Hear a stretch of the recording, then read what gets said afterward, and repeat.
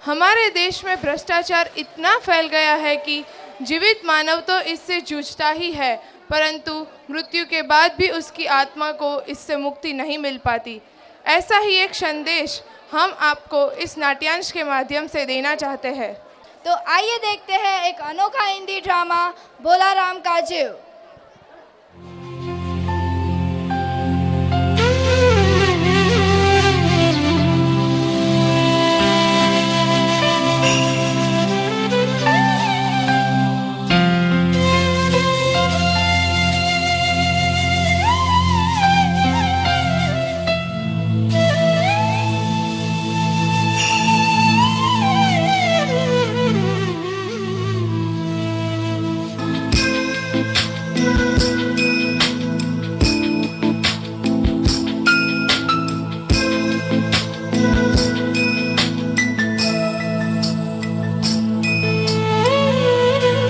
ತಂಗಡಿ ತಗ ತರಿಗಿಡಿ ತಗತೋ ತದ್ದಿ ತಂಗಡಿ ತಗ ತರಿಗಿಡಿ ತಗತೋ ಧಿತ್ತಂಗಡಿ ತಗ ತರಿಗಿಡಿ ತಗತ ಧೈ ಧಣತ್ತ ಜೇಣು ತದ್ಧಿಂ ಧಿಮ್ಮಿತ್ತ ಧಿಮ್ಮಿ ತತ್ತೈ ಧಣತ್ತ ಜೇಣು ತದ್ಧಿಂ ಧಿಮ್ಮಿತ್ತ ಧಿಮ್ಮಿ ತತ್ತೈ ಧಣತ್ತ ಜೇಣು ತದ್ಧಿಂ ಧಿಮ್ಮಿತ್ತ ಧಿಮ್ಮಿ ತತ್ತೈ ಧಣತ್ತ ಜೇಣು ಧಿಮ್ಮಿತ್ತ ಧಿಮ್ಮಿ ತತ್ತ ದಿತ್ತ ಜನು ದಣ್ಣತ್ತ ಜನು ತದನ್ನ ದನ್ನತ್ತ ಜನು ತದನ್ನತ್ತ ಜನು ಧಿಮ್ ತದಿತ್ತ ಜನು ದನ್ನತ್ತ ಜನು ತದನ್ನ ದನ್ನತ್ತ ಜನು ದನ್ನತ್ತ ಜನು ತಕಿಟ ತಕಿಟ ತಕಿಟ ತಕಿಟ ತಕ್ಕ ಧಿಮ್ಮಿ ತಕ್ಕ ದಿಕ್ಕಿ ಜನು ತದಿಕ್ಕಿಟ್ಟ ತೋಂ ತಕ್ಕ ದಿಕ್ಕಿ ಜನು ತದಿಕ್ಕಿಟ್ಟ ತೋಂ ತಕ್ಕ ದಿಕ್ಕಿ ಜನು ತದಿಕ್ಕಿಟ್ಟ ತೋಂ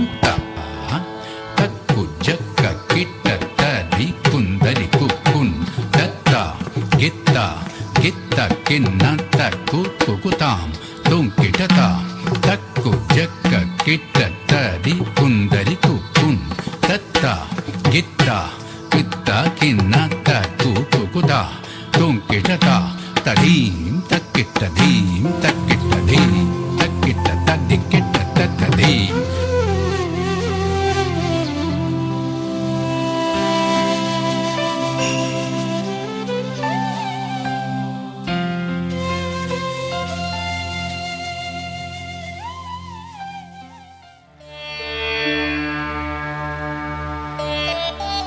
आहा, अति सुंदर। स्वर्ग में मनोरंजन के लिए नृत्य संगीत की कितनी अच्छी सुविधाएं हैं, और एक मेरा यमलोक है जहाँ ऐसी कोई सुविधा है ही नहीं। खैर चलो यमलोक की ओर चलता हूँ।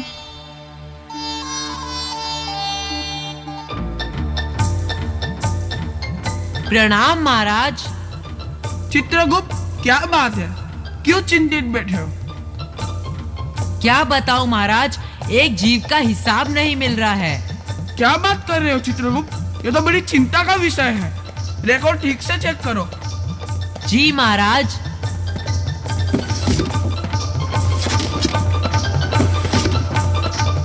महाराज रिकॉर्ड सब ठीक है। बोलाराम के जीव ने 5 दिन पहले ही देह त्यागी और यमदूत के साथ इस लोक के लिए रवाना भी हुआ, पर यहाँ अभी तक नहीं पहुँचा। और वो दूत कहाँ है? जी महाराज।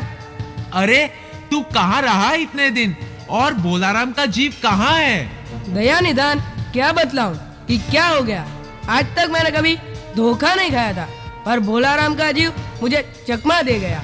5 दिन पहले जब जीव ने देह को त्यागा, तब मैंने उसे पकड़ा और इस लोक की यात्रा आरंभ की। नगर के बाहर ज्यों ही मैं उसे लेकर तीव्र वायु तरंग पर सवार हुआ, वैसे ही वह मेरे हाथों से छूटकर ना जाने कहाँ गायब हो गया। महाराज, इन 5 दिनों में मैंने सारा ब्रह्मांड छान डाला, पर उसका कहीं पता नहीं चला। हम हैं यम, यम है हम। एक मामूली जीव की यह हिम्मत जो हमें चकमा दे जाए। महाराज, सावधानी में मैंने कोई कसर नहीं छोड़ी थी। आज तक मेरे हाथों से अच्छे अच्छे वकील नहीं छूट सके, पर इस बार तो कोई इंद्रजाली हो गया। मूर्ख, जीवों को लाते लाते तू बूढ़ा हो गया, और एक मामूली से बूढ़ा आदमी ने तुझे चकमा दे दिया। महाराज, आजकल पृथ्वी पर इस प्रकार का व्यापार बहुत चल रहा है। लोग दोस्तों को चीजें भेजते हैं और रेलवे वाले उसे रास्ते में ही उड़ा लेते हैं। राजनीतिक दलों के नेता विरोधी नेता को बंद कर कर रख देते हैं। कहीं भोलाराम के जीव को भी तो किसी विरोधी ने मरने के बाद दुर्गति के लिए नहीं रख दिया। तुम्हारी भी रिटायर होने की उम्र आ गई है। भला भोलाराम जैसे दीनहीन गरीब आदमी से किसको क्या लेना देना। नारायण नारायण। प्रणाम कुंवर। क्यों धर्मराज, कैसे चिंतित बैठे हो? क्या नरक में निवास स्थान की समस्या अभी हल नहीं हुई? अरे नारद, वो समस्या तो कब की हल हो गई है। नरक में पिछले दिनों बहुत से गुणी कारीगर आ गए हैं। कई इमारतों के ठेकेदार आ गए हैं जिन्होंने पूरे पैसे लेकर रद्दी इमारतें बनाई, और बहुत से ओवरसियर है जिन्होंने उन मजदूरों की हाजिरी भरकर पैसा हड़पा जो कभी काम पर गए ही नहीं। इस प्रकार नरक में निवास स्थान की समस्या हल हो गई है, परंतु एक बड़ी विकट समस्या आ गई है। नारायण नारायण, कैसी समस्या धर्मराज? नारद, भोलाराम नाम के एक आदमी की 5 दिन पहले मृत्यु हो गई थी। उसके जीव को दूत यहाँ ला ही रहे थे कि वो चकमा देकर भाग गया। इन 5 दिनों में इसने सारा ब्रह्मांड छान डाला पर वो कहीं नहीं मिला। अगर ऐसा होने लगा तो पाप और पुण्य का भेद ही मिट जाएगा। नारायण नारायण। महाराज, उस पर इनकम टैक्स तो बकाया नहीं था, शायद उन्हीं लोगों ने रोक लिया होगा। अरे महाराज, अगर उसकी इनकम होती तो टैक्स होता ना। बेचारा भूख मरा था। नारायण नारायण, बड़ा ही दिलचस्प मामला है।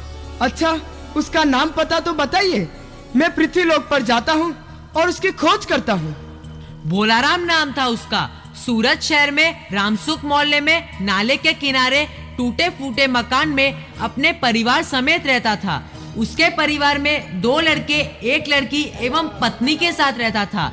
सरकारी नौकर था, 5 साल पहले ही रिटायर हो गया। उसने 1 साल से मकान का किराया भी नहीं दिया था। मकान मालिक उसे घर से निकालना ही चाहते थे कि इतने में भोलाराम ने संसार छोड़ दिया। शायद तक मकान मालिक ने उसके परिवार को घर से निकाल दिया होगा, इसलिए आपको उसके परिवार की तलाश में काफी भटकना पड़ेगा। नारायण नारायण, ठीक है, मैं पृथ्वीलोक पर जाऊंगा और उसकी खोज करूंगा। ठीक है महाराज। नारायण नारायण।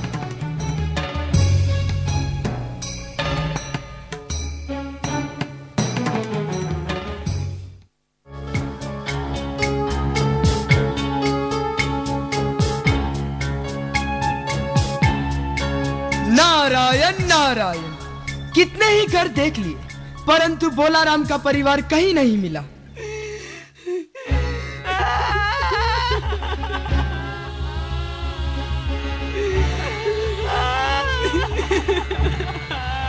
नारायण नारायण, इस घर से रोने की आवाज आ रही है। लगता है यही भोलाराम का घर है।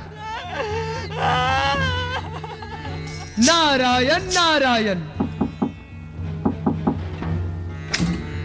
आगे जाइए महाराज। मुझे भिक्षा नहीं चाहिए, मुझे भोलाराम के बारे में पूछताछ करनी है। अपनी माँ को जाकर बाहर भेजो बेटी।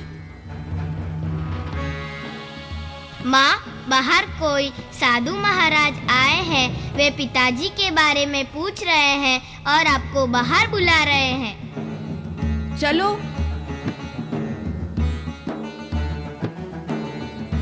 नारायण नारायण।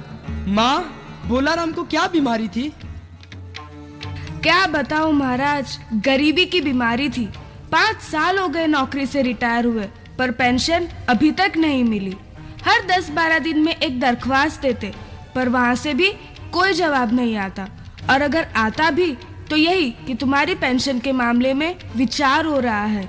इन 5 सालों में सब गहने बेचकर हम लोग खा गए, बर्तन भी बिक गए, अब कुछ भी नहीं बचा था। भूखों मरने की नौबत आ गई थी। चिंता में घुलते घुलते और भूखे मरते मरते आखिर उन्होंने दम तोड़ ही दिया। नारायण नारायण, क्या करोगी माँ? उनकी इतनी ही उम्र थी। ऐसा मत कहो महाराज, उम्र तो बहुत थी। महीने में 200-400 रुपए पेंशन मिलती, तो कुछ और काम करके गुजारा हो जाता। पर क्या करे, 5 साल हो गए थे नौकरी से घर बैठे और अभी तक पेंशन के नाम पे एक फूटी कौड़ी भी नहीं मिली। नारायण नारायण। माँ, यह बताओ कि यहाँ किसी से उनका विशेष लगाव या प्रेम था जिसमें उनका जी लगा हो? लगाव तो महाराज बाल बच्चों से ही होता है। नारायण नारायण। नहीं नहीं, परिवार के बाहर भी हो सकता है। मेरा मतलब है कोई स्त्री। क्या बक रहे हो महाराज? अब साधु हो, लुच्चे लफंगे नहीं। जिंदगी भर उन्होंने किसी दूसरी औरत की ओर आंख उठाकर भी नहीं देखा। नारायण नारायण, तुम्हारा सोचना भी ठीक है। यही भ्रम हर गृहस्थी का आधार होता है। अच्छा, मैं चलता हूँ। नारायण नारायण। रुकिए महाराज। महाराज, अब तो साधु है, आप कुछ ऐसा नहीं कर सकते कि उनकी रुकी हुई पेंशन मिल जाए जिससे मैं इन बच्चों का पेट भर सकूं? नारायण नारायण। साधुओं की बात कौन मानता है? मेरा यहाँ कोई मंदिर या आश्रम तो है नहीं, फिर भी मैं सरकारी दफ्तर जाऊंगा और कोशिश करूंगा। नारायण नारायण। नारायण नारायण।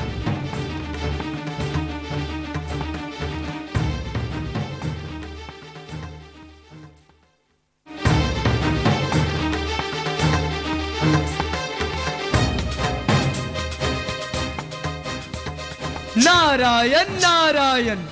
आखिर ये सरकारी दफ्तर है कहाँ? नारायण नारायण। नारायण नारायण।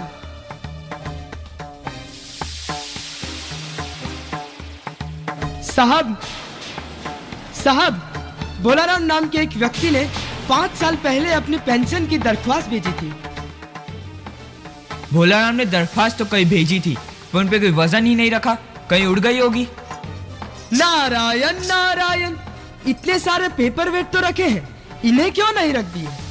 महाराज, आप साधु हैं, दुनियादारी नहीं जानते। ये दरखास्तें पेपर वेट से नहीं दबती। खैर, अब उन बाबू से जाके मिलिए। नारायण नारायण। नारायण नारायण। नारायण नारायण। साहब। अरे यार, आज क्या कर रहे हो? हाँ, कल की पिक्चर, वो तो बहुत अच्छी थी। क्या होटल? यार चलेंगे ना अगले संडे, तब तक कोई मुर्गा भी मिल जाएगा और होटल का खर्चा भी निकल जाएगा। हाँ, वो काम तो हो जाएगा, बस थोड़ी मिठाई उठाई भेज दो। अच्छा ठीक है, मैं रखता हूँ, लगता है कोई मुर्गा आया है। हाँ महाराज, क्या काम है? नारायण नारायण। हे मानव, सुना है बोलाराम की फाइल आपके पास अटकी है। वो सब छोड़िए महाराज, पहले मेरा हाथ देखिए और बताइए मेरा प्रमोशन कब तक होगा, मेरा बंगला कब तक बन जाएगा? नारायण नारायण। हे मानव, मैं हाथ वाथ नहीं देखता, मुझे बोलाराम के पेंशन के बारे में जानना है। महाराज, बोलाराम की पेंशन की फाइल मैं नहीं देखता, आप दूसरे बाबू से जाकर मिलिए। नारायण नारायण। नारायण नारायण। साहब। बोलो महाराज, क्या काम है? अच्छा, नौटंकी दिखाना है हो? नारायण नारायण। नहीं साहब, मैं बोलाराम की पेंशन के बारे में जानने आया हूँ। साहब। अरे महाराज, यह सरकारी दफ्तर है, यहाँ दिया नहीं लिया जाता है। और वैसे भी आज मुझे बहुत काम है, अब कल आइए। नारायण नारायण। कितना परपंच, कितना कपट। भगवान बचाए इन सरकारी अफसरों से। अगर मुझे इतनी परेशानी हो रही है तो आम आदमी का क्या हाल होता होगा। नारायण नारायण। महाराज, क्या आपका काम हुआ? नहीं। आप क्यों इस झंझट में पड़ रहे हो? आप यहाँ पर साल भर भी चक्कर लगाओगे तो भी आपका काम नहीं होगा। आप सीधे बड़े साहब से मिलिए और उन्हें खुश कर दीजिए, तो आपका काम फौरन हो जाएगा। नारायण नारायण। नारायण नारायण। नारायण नारायण। साहब। अरे साधु, इसे कोई मंदिर समझ लियो क्या? धड़ धड़ाते चले आए, चीट क्यों नहीं भेजी? नारायण नारायण, चीट कैसे भेजता साहब? चपरासी तो सो रहा था। बोलो क्या काम है? नारायण नारायण साहब, भोलाराम नाम का एक सरकारी नौकर जिसने 5 साल पहले अपने पेंशन की दरख्वास्त भेजी थी, उसकी पेंशन अभी तक पास नहीं हुई। महाराज, आप ठहरे वैरागी, दफ्तर के रीति रिवाज आप नहीं जानते। असल में भोलाराम ने गलती की। भाई, यहाँ भी एक मंदिर है, यहाँ भी दान पुण्य करना पड़ता है, भेड़ चढ़ानी पड़ती है, दक्षिणा देनी पड़ती है। दिखने में आप भोलाराम के आत्मीय मालूम पड़ते हैं।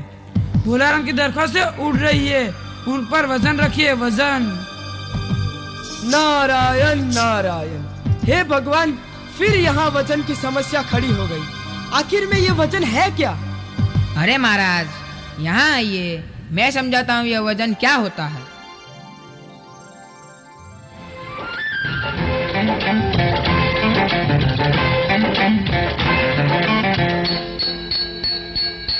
थन थन की सुनो झनकार, ये दुनिया है काला बाजार। ये पैसा बोलता है, ये पैसा बोलता है।